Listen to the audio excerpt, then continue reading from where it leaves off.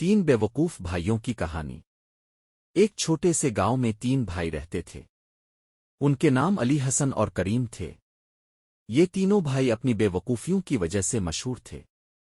ان کے والدین نے انہیں بہت سمجھایا، لیکن وہ ہمیشہ کچھ نہ کچھ عجیب و غریب کرتے رہتے تھے۔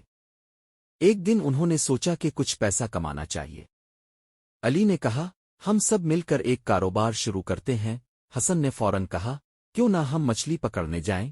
اور کریم نے پھر کہا، لیکن ہمیں مچھلی پکڑنے کے لیے کشتی کی ضرورت ہے۔ سب بھائیوں نے مل کر اپنی بچت سے ایک چھوٹی سی کشتی خریدی۔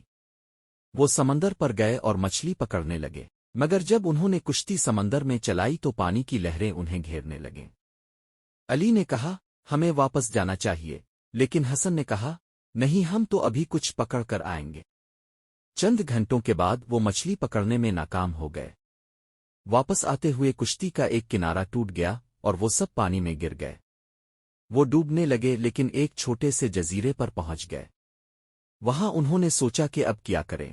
کریم نے کہا، ہمیں یہاں رہ کر شکار کرنا چاہیے، لیکن علی نے جواب دیا، اور کھانا کہاں سے آئے گا؟ حسن نے مشورہ دیا، ہمیں درختوں پر چڑھ کر پھل لانے چاہئیں۔ اسی دوران وہ ایک درخت کے نیچے بیٹھے تھے کہ اچانک ایک بزرگ شخص وہاں آیا۔ اس نے انہیں دیکھا اور پوچھا، تم لوگ یہاں کیا کر رہے ہو؟ بھائیوں نے اپنی کہانی سنائی۔ بزرگ نے مسکرا کر کہا، اگر تم اپنی عقل استعمال کرو تو تم جلد ہی گھر واپس جا سکتے ہو۔ بزرگ نے انہیں ایک راستہ بتایا جسے اپناتے ہوئے وہ ایک کشتی بنا سکتے تھے۔ انہوں نے بزرگ کی بات مانی اور مل کر کام کرنے لگے۔ کچھ گھنٹوں کے بعد انہوں نے ایک چھوٹی کشتی تیار کر لی۔ بالآخر وہ اپنے گاؤں واپس پہنچ گئے۔ گاؤں کے لوگوں نے انہیں دیکھا اور پوچھا کہ وہ کس طرح واپس آئے۔ علی، حسن اور کریم نے اپنی کہانی سنائی اور سب کو یہ سبق دیا کہ عقل سے کام لینا زیادہ بہتر ہے۔ انہوں نے سیکھا کہ بے وقوفی کی بجائے سمجھداری سے کام کرنا ہی کامیابی کی کنجی ہے۔ اس واقعے کے بعد بھائیوں نے ہمیشہ ایک دوسرے کی مدد کی اور ہمیشہ عقل کا استعمال کیا۔